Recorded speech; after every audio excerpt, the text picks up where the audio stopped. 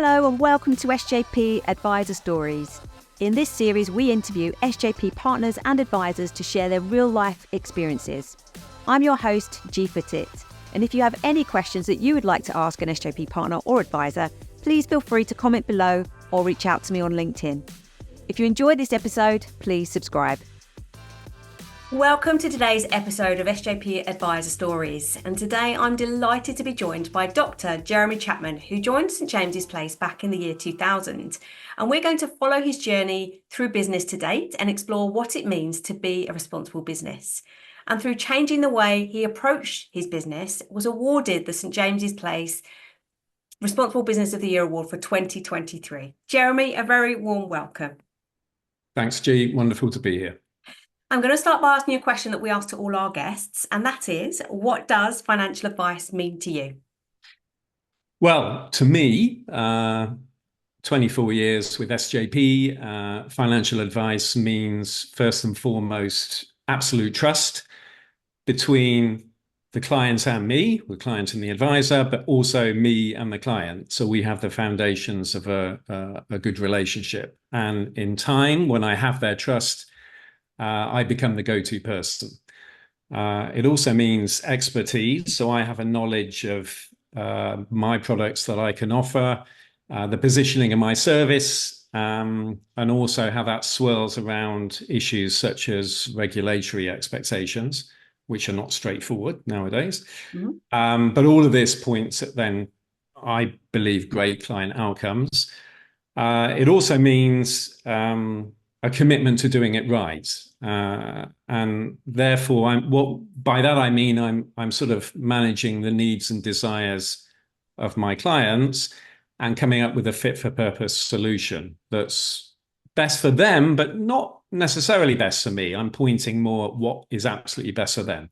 And I see this particular part of the definition as being something that feeds the notion of doing responsible business. The last thing, G, is having a long-term mindset. And by that, I mean, as we deal with investment products, which by definition are uncertain in terms of the returns, there's an ability to translate that notion to our clients and sow that seed of long-term thinking, not short-term. And you know what? That won't be right for every single client. But also it means with this long-term mindset, sometimes we've got to do some work which might not reward us to a great extent, but in time, as we reflect back, we reflect on that work as being good work. So again, it feeds that notion of this long-term mindset. Absolutely. And I really like your comment there around helping clients understand that and understanding the risk they may be taking on. And I'm seeing a lot of influencers on social media who don't have qualifications, who are encouraging people to invest, and they're talking about two-digit returns and they're not talking about the risk that takes on as well. And that terrifies me because we work in such a highly regulated environment, but I love the way that you explain that. Thank you, Jeremy. So before we begin, tell us a bit about your background. I know you joined us many years ago in the year 2000, but what drove you to become a financial advisor in the first place, and what did your early career look like? I was on the bus, as it were, to university to do a business studies degree when I was 18, and decided to get off the bus and take a job with an insurance company instead, General Accident as it was back then, or General Accident Life. It very quickly became a clock watcher. I was sat at my desk and thought, I really don't like what I'm doing, but I do like the guys coming in their company cars and their flash suits and the salespeople, and I want to be one of those. So that's what I coveted, and I kind of meandered around. I moved on to eventually get into sales. Did pretty well at that. I then moved across to NatWest, where I met my still current business partner, Steve Howard, at Sycamore Alliance, and we joined forces in the year 2000, set up Sycamore Alliance Limited as a now senior partner practice with SJP, and I've been tethered to the machine ever since. What extrinsic values were important to you? Was there anything else?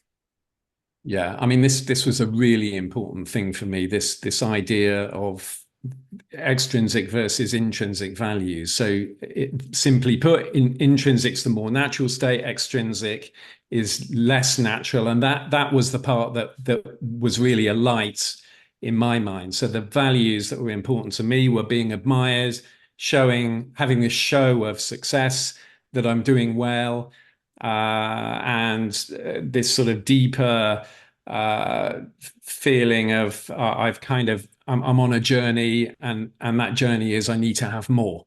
And you know that is actually a fairly popular narrative even to this day.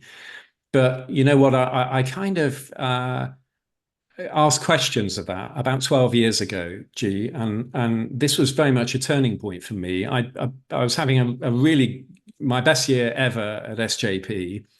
And at the end of it, I kind of reflected back and thought, you know what, I sort of feel misaligned, and I couldn't rationalize why that was. So I took a little bit of time out. I spent some time with a business coach, which if you find a good one, I'd encourage anyone to do. And that helped me realize that actually I'd achieved what I set out to achieve when I started working all those years ago. And therefore, I needed a reset. And I think the problem is, if we're not careful, we kind of sit on this treadmill of activity and don't allow ourselves enough time to really reflect on the things that are important to us. And that can create pressure, but also this feeling of not being very happy. And I recognize that now as I reflect back on my journey, and I had a bit of a reset. And that reset then meant, well, look, I need to reframe what I do so it's aligned with my values and purpose. There's no real signposting for when enough is enough, and it's different for us all.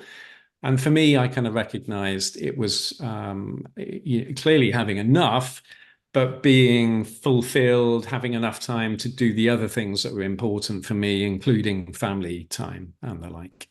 Absolutely. And I feel like often family is a time when people do reflect and they think of other things that are valuable to them. So what happened next? What intrinsic values did you discover? And was that an easy path? Because often I think uncovering those real true values does take a bit of self-work. So what did it look like for you? Yeah, it wasn't easy. But I decided I wanted to try different things. So back then I helped with SJP Asia. They set up a bit of mentoring, the same with the academy. These two entities were pretty new back then. And then ultimately it led to setting up a not-for-profit called Honestly, which supports the SJP Foundation and is still in existence now. We support a small women's collective in Ghana. They manufacture an absolutely wonderful soap, organic soap, handmade. So we want to accelerate what they do and help and guide what they do. And then we sell that in the UK, mainly to the SJP community.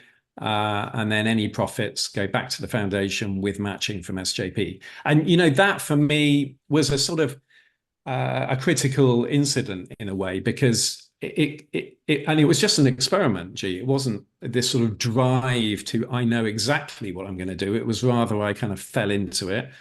But it made me realize the value and the importance of just we as a mindset instead of just me.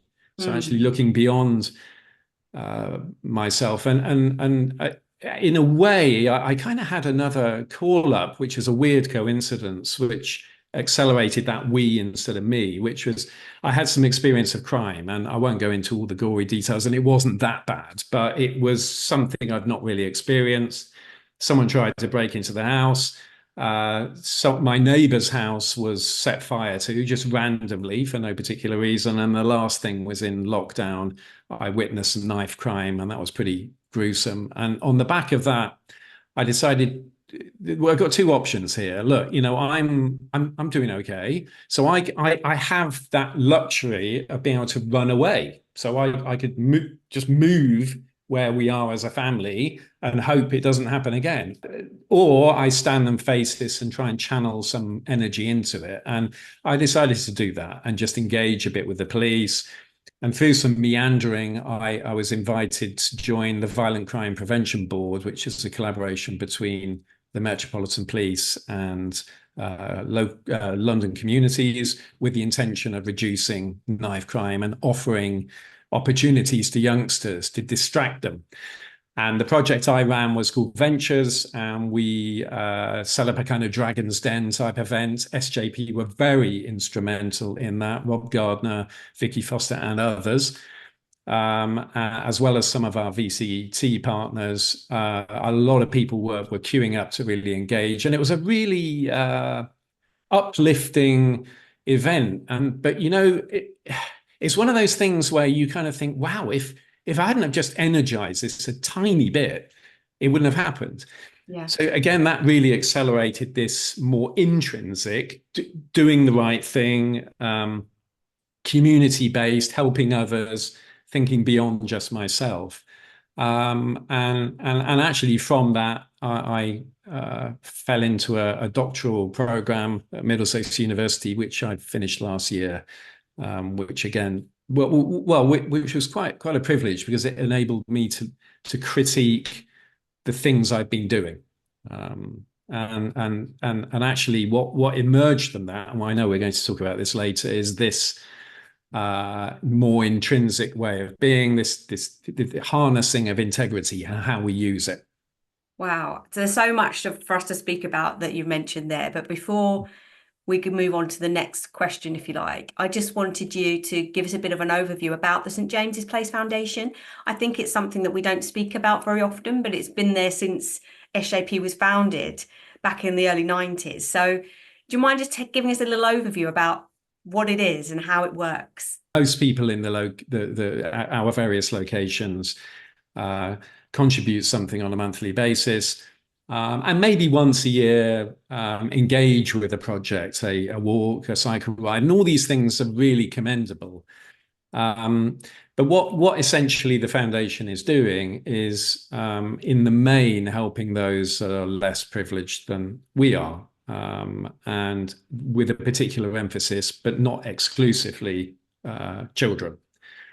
And I think, given we're part of this big machine, that SJP will support any endeavours that fund the foundation, which again is for the greater good. We don't need to have linear thinking with the thing. We don't need to wait for others to say, hey, you know what, we're offering, there's a sort of sponsored bike ride. If you engage, it helps the foundation. We can imagine something completely different, and the chances are SJP, because we're partners, will support that with matching, and it really is for a great cause. And perhaps we're all embedded a bit too much in our own busyness and business, such that we focus more on the extrinsic, but this is a really important intrinsic accelerator, a more natural, for the greater good rather than just for the self. And personally, I found it a really important, but also kind of it defines me more as a person now that I've moved closer to it, G. As employees, we also get 2 volunteer days where we can go and do work in the community, and that's very much encouraged. And like you said, there are things that are centrally organised, but actually if there's a project local to you or a charity that's very much connected to you, you're welcome to go and do volunteering for anybody you like. And Absolutely. I think that's really great, and something that I definitely take part in doing it all the time as well. Right. Yeah. So you mentioned that sort of, I guess, early connection with the foundation. Well, your early connection with the Met Police led to other things and ultimately led to you investing in yourself and studying. So tell us about your doctorate. Ooh, how long have you got? I'll keep it simple. Start at the beginning.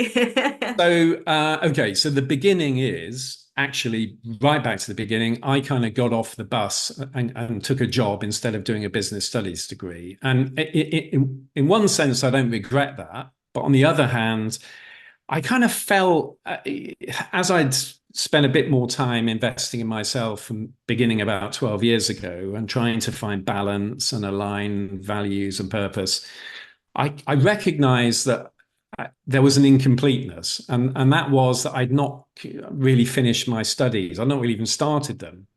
but it didn't feel right to then just go back and do a degree. And I didn't want to do a master's either. I wanted to climb Mount Everest and go for the doctoral degree. And that was a huge challenge, because there are certain assumptions when it comes to entering academia. And one of them is I mean, we're financial advisors, so we have underlying qualifications, and I have good A levels, no matter. The expectation is you have a master's first. So most academic institutions that I applied to were pretty welcoming, and said, well, look, okay, we'll put you on the master's program and then you can switch over to the doctorate. But I didn't want to do that. So, and this always reminds me of a Mark Twain quote, and I'm going to go off piste here a little bit, but it only takes a few seconds. And he said something along the lines of they didn't know it was impossible, so they did it.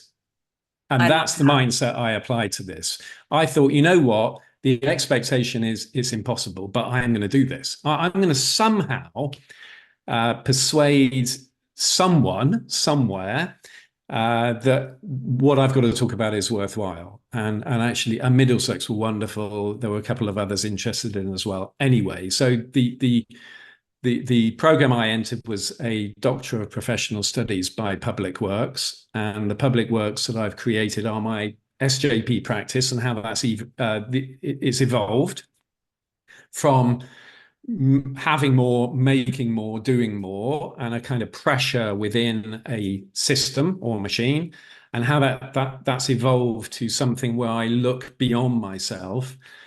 And really for the greater good, but also try and maybe disrupt thinking a little bit within the machine, but also give confidence to people that are starting out on this journey, because there are certain assumptions we all hold on to, that we must do it a particular way, and that can diminish our own values. So, part of my work centered around that with my SGP practice. I also looked at Honestly, so the not-for-profit I set up in 2018, and also critiqued the Violent Crime Prevention Board. And from all of this, which once I'd finished was about 120,000 words, it was sort of monstrous, and then I had to condense it down to about 70,000. Wow! But from that, I've distilled some insights and my intention is to recycle these back into where I sort of crafted my trade, and in the main that's within SJP, and therefore if I'm not acting with integrity if I'm not feeding that back into the SJP machine, and that's my intention to do so right now. So I finished that anyway back in December of last year. Funnily enough, I've got the graduation next week. I've almost dismissed that, but so I can wear my silly gown and hat and everything else. But anyway, huge congratulations, and thanks, and also your title of doctor, used with pride, because you absolutely deserve it. So tell me a little bit about that time commitment. Then 120,000 words was your initial findings. What did that look and feel like, not only for you but for those around you?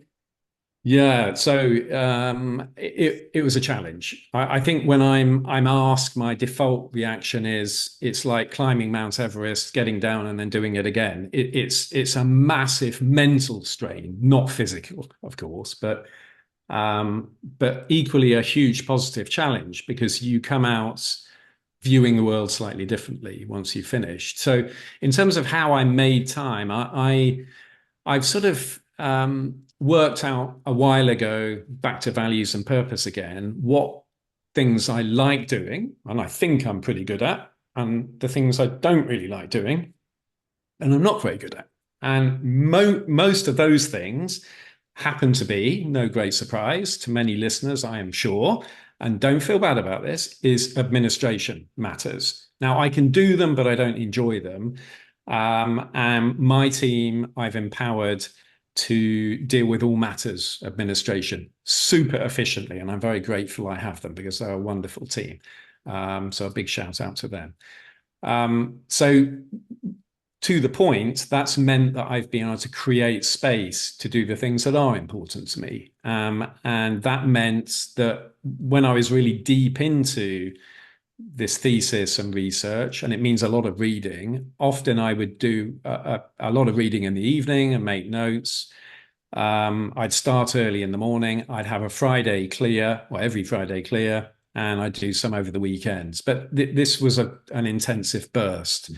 So the kind of whole writing up part, which was the majority of mine, I suppose, was a very intensive 1 year, but 2 years total.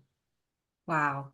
And you were still advising, you just managed your Yeah, diary yeah, in a way that absolutely. you could So see I clients. absolutely right. Yeah, and how have I managed to do that? Well, I kind of thought of a system that I call umbrella money. And again, I think we're going to touch on this a little bit more later. But what this has enabled me to do is create space and balance to be able to engage with the things that are important to me, while still maintaining the core business and dealing with the parts where, that only I can deal with, Yeah. the really hardcore advice interface with my clients. And that I didn't ever let go of.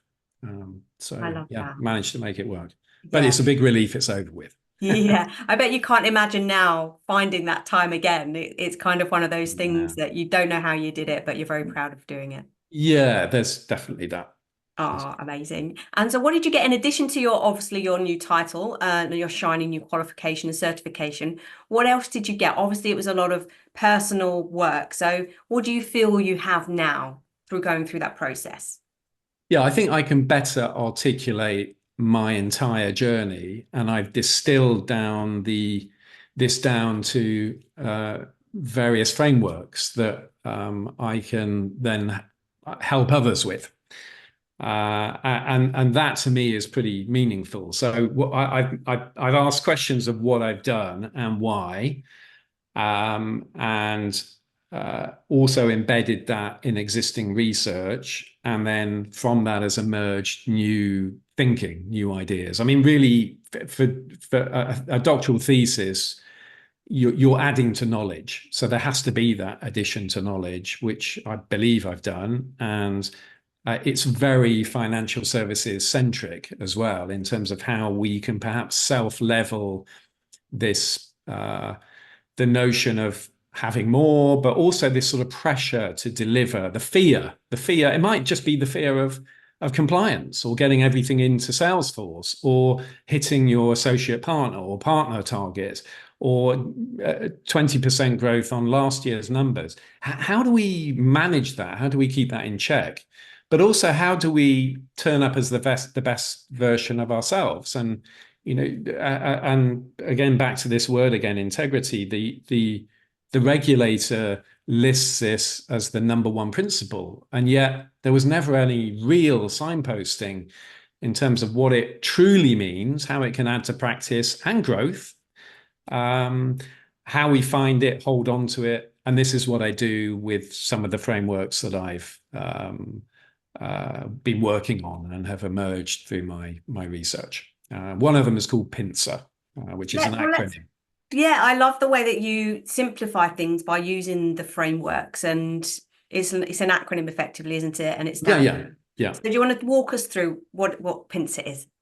Yeah, so PINSA is a really simple signposting in terms of what integrity means, why it's intrinsically valuable, so it adds to the self, but also adds to beyond the self in terms of what we're doing, but in a really simple way. So how it's just this signposting to find it, but also how to hold on to it, and then why it adds to practice.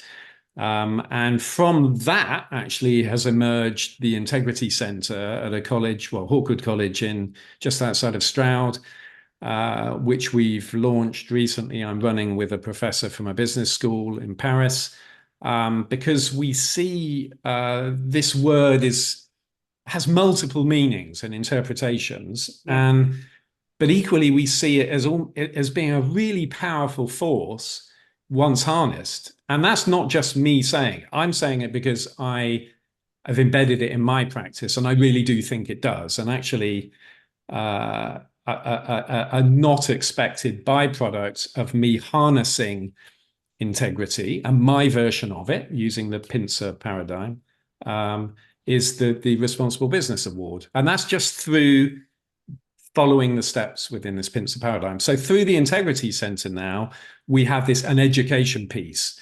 And there's some engagement with SJP, other departments, the foundation, the academy we're talking to and looking to do some work with some new starters, and also the sort of training and education departments also. Which I love. I love that. So it's helping people who are brand new to the profession think about their business in a way that is aligned, first of all, to their values.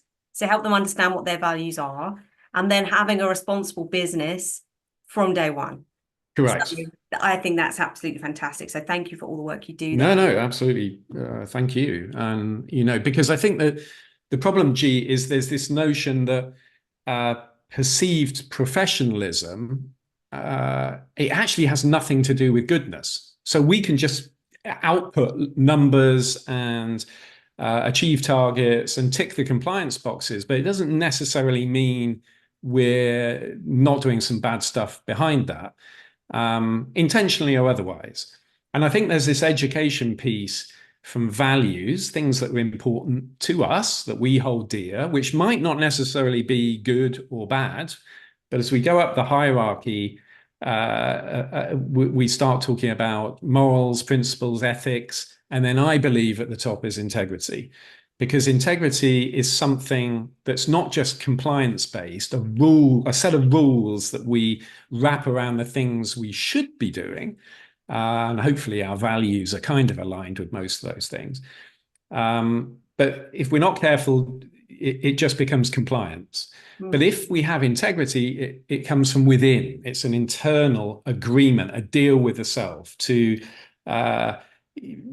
present the best version, but really mean it. What does that do? It diminishes pressure. You're not becoming an actor. You're showing up and being one person. I think this is super important. It adds to society, to business. It diminishes stress. It builds back communities, societal thinking, because we're keeping ourselves in check and we're asking questions of the assumptions we use as we are presented with different scenarios. Absolutely. And I love the simplicity of the models and the way that you think about it and help others to do the same and implement it, more importantly. And something that came from my own studies doing an MBA, and I know through yours, is the concept of the triple bottom line. So moving away from just profit for shareholders and thinking about what else can we do? Are we benefiting the community? Are we benefiting the planet, as well as benefiting the shareholders and everything that we do? And I know that you've already mentioned Rob Gardner. He's left SJP now, but he was our previous investment director. But he introduced the tagline, if you like, or the concept of financial well-being in a world worth living in. So it's how do you couple those two things together? But then how do you make sure that those things are actually implemented into your business and the way that you think and the way that you do things every day? And you just helping people look at it through a lens, but then have simple tools to apply it to their business, I think is fantastic. Sure. Yeah, and I think that most of us want to act with integrity, but the problem is we might say it and then the crown slips a little bit because we don't really have any signposting. And this is where what the work I'm engaging with might just help some. So yeah, because I think it's important, and Rob's words were correct. If we keep doing what we're doing, then the future actually doesn't look that great. But we can turn our heads and pretend it's not happening, but the reality it is. So why not engage with it? And actually, by engaging with it, I think your agency, how you show up in the world, your potential increases, because you put yourself in a position where it's really clear you're out there to do the right thing. It builds honesty, it's empowering, but more than that, it's a commitment to personal improvement. And I think because of that improvement, it speaks to, because you have no fear, to your values and purpose. Absolutely. And I like the way that you talk about that, not only within the business, it's within yourself in everything that you do. And I think since we first had a conversation, it's had a profound impact on me and how I think about all of the things I do. And I would hold myself to the highest level of integrity in the workplace. But actually, when I think about the things I do, or more often don't do for myself, you know, if I was to ask my future self, I had my daughter when I was in my late 30s. I want to be around as long as possible for her. But actually, am I taking the actions today that mean I'm going to live as long as possible?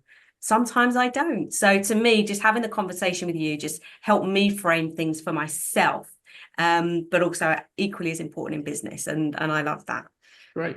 So you're working with the SJP Academy, you've already mentioned, to help others become responsible. And we're hoping to eventually have that on the curriculum and make it BAU for everybody in the academy. So where are you at with that at the moment? Well, in early meetings, I've got a couple of meetings over the next couple of weeks to determine, I think, what's going to be used, what isn't, how we present it.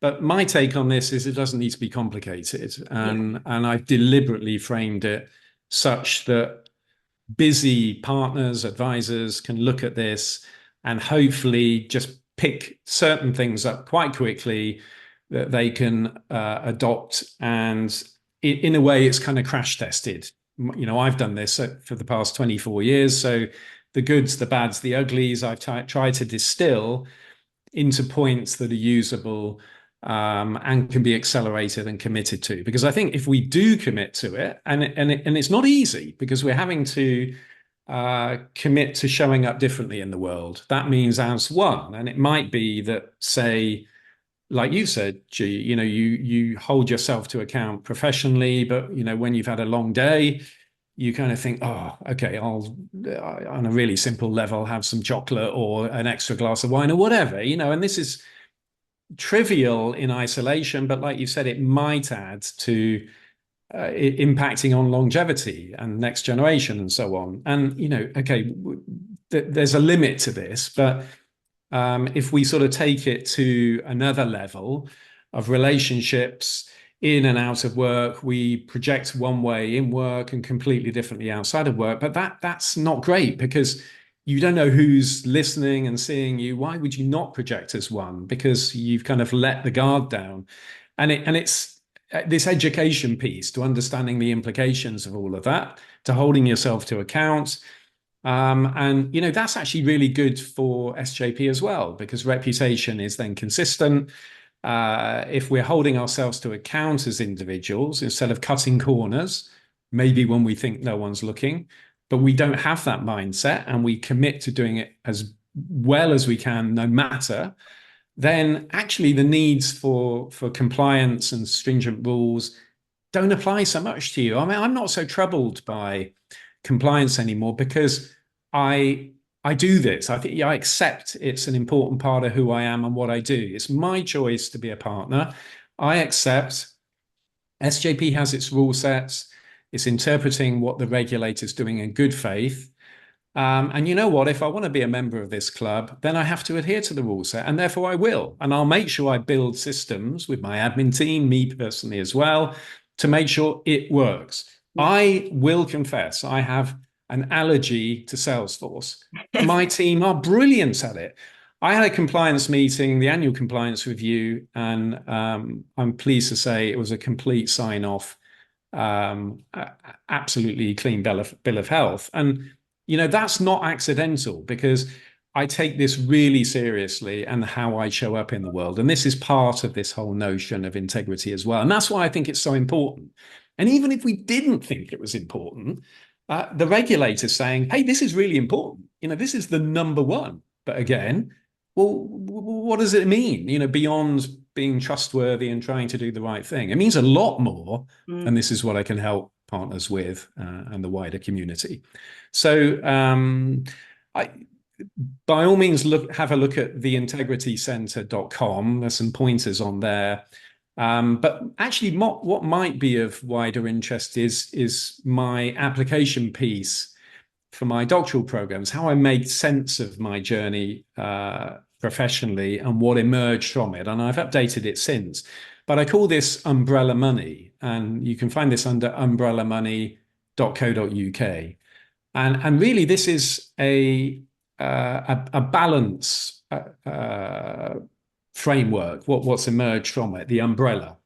And I suppose if we look at the panels of an umbrella, if you imagine SJP as a really important panel of my personal umbrella, but I leave space in there for things that you've talked about, G. So looking after yourself. This is really important, considering values and purpose, but also social enterprise, engaging in different ways with the greater good.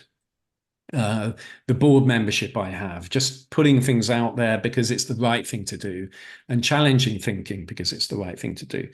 And that might help some of your listeners, some of the partner community, to have a look at that, because I think sometimes we kind of lose focus. We become too focused on just business, and then that can be to the detriment of our health, our relationships, and more. And there's no reason why we can't have it all. We can't do good business that's recognized as being responsible. And I think we need to be responsible in this day and age, but also look after ourselves and do the things we like doing. When we're at our happiest, we do good business. When we're under pressure, feeling the pinch, we start maybe thinking about cutting corners, and that's when things go wrong. The responsibility starts with ourselves, and that's what I'm talking to right now. Absolutely. And has your journey in your studies influenced the way you speak with clients about their own financial, circumstances? How has it influenced the way you speak with clients? Yeah, I embed more this notion of responsible business and what it means to me in our conversations. I'm probably more proactive now than I was in the past. And I'm probably a lot more relaxed than I was in the past, where I was perhaps holding on a little bit too tightly. Now I've made sense and aligned my values and purpose. It's back to that again. If we don't know why we do what we do, why are we doing it? And we can backfill that. I'm a partner. I like being a partner, but why do I do what I do? So backfill it, have a think about it, look at umbrellamoney.co.uk, and there's some just different thinking on there, because all of this then points at not holding on so tightly. And I think any fear that perhaps was held on to can diminish. And then if we embrace this notion, or my interpretation of integrity, we're presenting as one person. I mean, the meaning of integrity, the original meaning in Latin, really means a completeness, a wholeness. So we're kind of presenting as one. We don't have these sort of, I take my work hat off now, and now I can be a dad, and then, I'm going out with my friends and I can be Mr. or Mrs. Larry. It's so much better if we're one, so much less stress. And therefore client relationships, I think, strengthen as well, because you've nothing to hide. You're doing the best you can with open conversations. Sometimes they can be difficult, but you're absolutely committed to the best type of outcomes. And therefore, you kind of cross over a little bit of a line of it becomes blurred between friend and client. You have nothing to hide.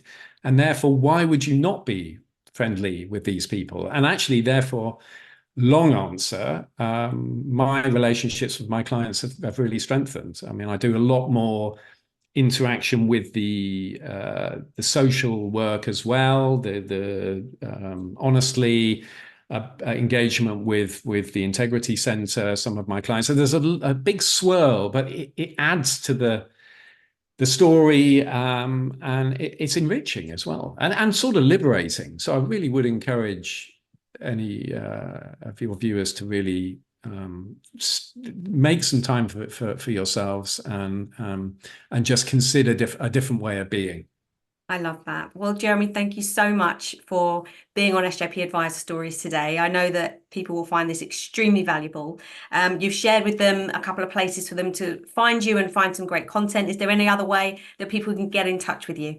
Well, you'll find me on the intranet. Feel free just to ping me an email. Be very happy to talk to you.